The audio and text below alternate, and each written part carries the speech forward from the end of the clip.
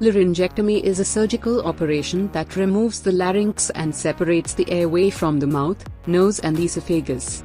This procedure is usually performed due to the laryngeal cancer.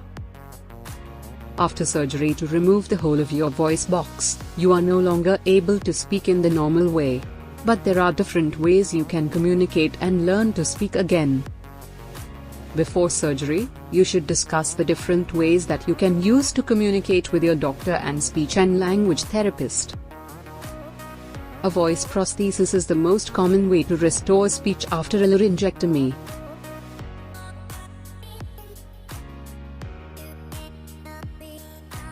Your surgeon might put a catheter into the hole to keep it open, or they might put a small valve into the hole during the operation. You keep the catheter in the hole until the area has healed. You might be able to have liquid food down the tube during this time. Once the area has healed and you are eating and drinking, your doctor takes the catheter out and puts a small, one-way valve into the hole. If you don't have a catheter put into the hole, you have a feeding tube down your nose that is nasogastric tube for a while. People who have voice prosthesis after their laryngectomy need the catheter to be in place only for a few days, or you might have the voice prosthesis put in straight away.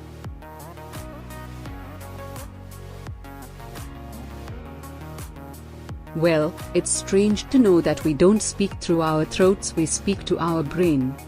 The brain is the one that modulates speech, the brain is the one that coordinates speech, it is the one that creates sounds together and then instructs the rest of the parts like the throat and the voice box to actually vibrate in a particular way so that sound is generated.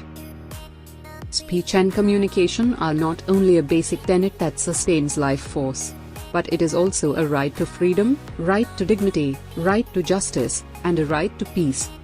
Currently, the prostheses which are available are costing anywhere between 20 to 45,000.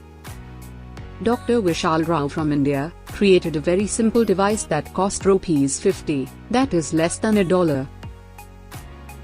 The doctor worked for about 2 years with physicists, engineers, material experts. At the end of 2 years they came up with this device that actually helps patients speak after they have lost their voice boxes.